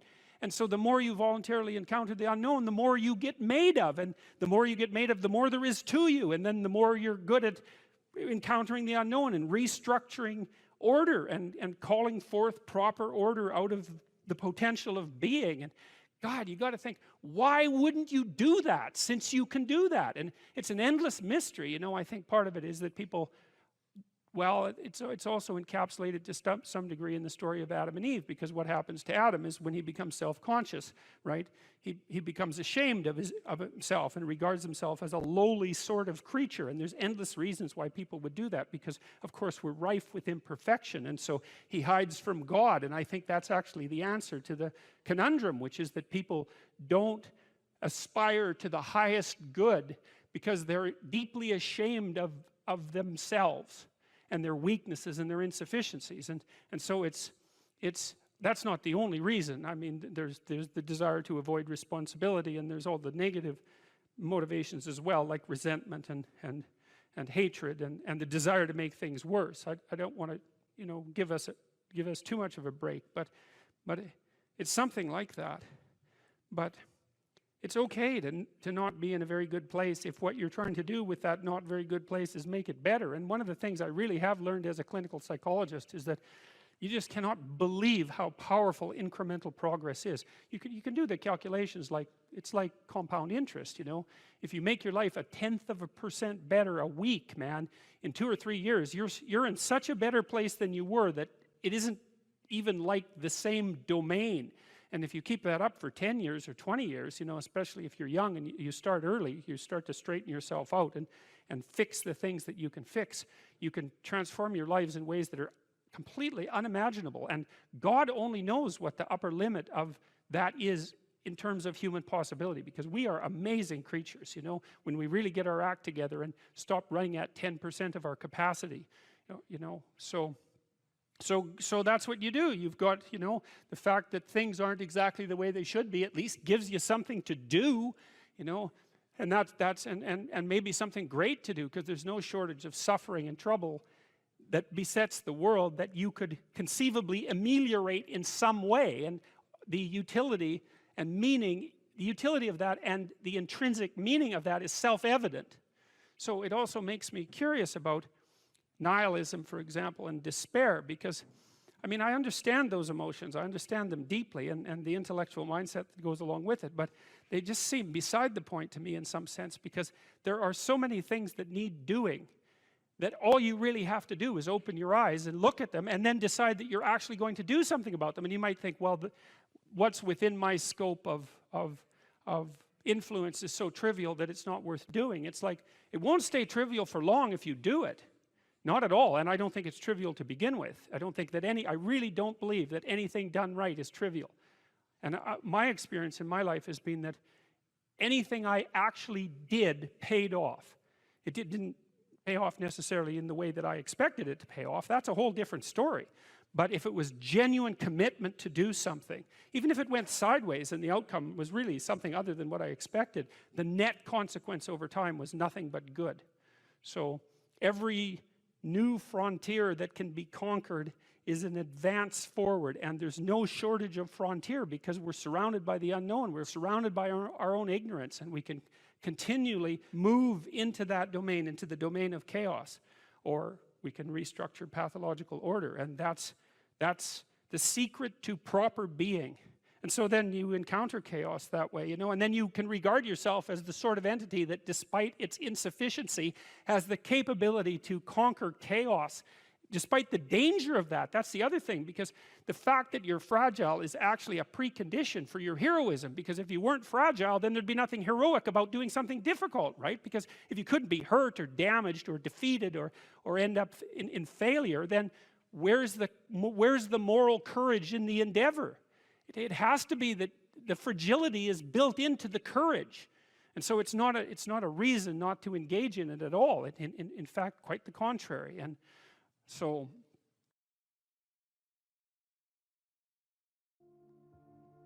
we've met some of your fans, and we got the impression they were all male fans, the ones that we talked to, and that they were struggling with their manhood, and that you give them this message that it's okay to be a man. It's not okay. It's necessary. What the hell are we going to do without men? You look around the city here, you see all these buildings go up, these men, they're doing impossible things. They're under the streets, working on the sewers, they're up on the power lines, in the storms and the rain. They're keeping this impossible infrastructure functioning, this thing that works in a miraculous manner. They work themselves to death, and often literally. And the gratitude for that is sorely lacking, especially among the people who should be most grateful.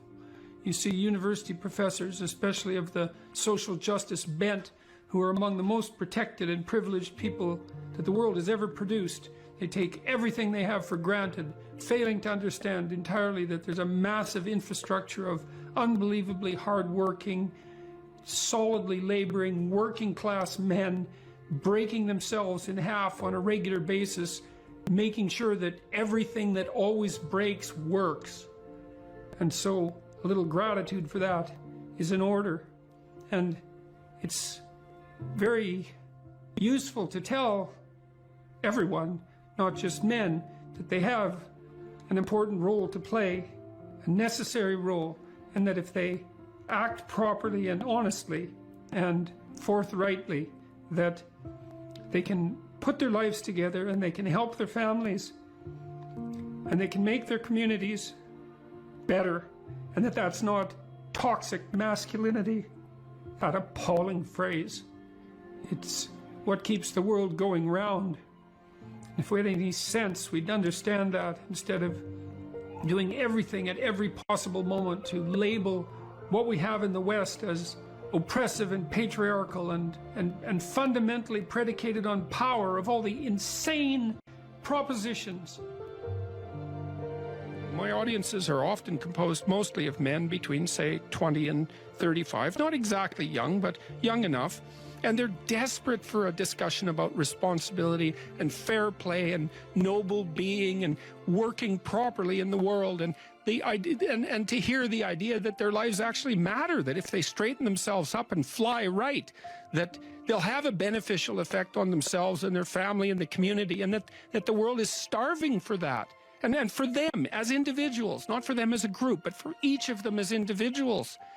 So, yeah, it breaks me up. Every time the topic comes up, it breaks me up, because it's so damn sad, and we're so stupid. We're alienating young men. We're telling them that they're patriarchal oppressors and denizens of rape culture and you know, tyrants in waiting, and we fail to discriminate between their competence and their tyranny, and it's awful. It's so destructive. It's so unnecessary, and it's so sad. And so whenever I think about it, especially because of all that I've seen of it, it makes me sad, like deeply. It's so sad.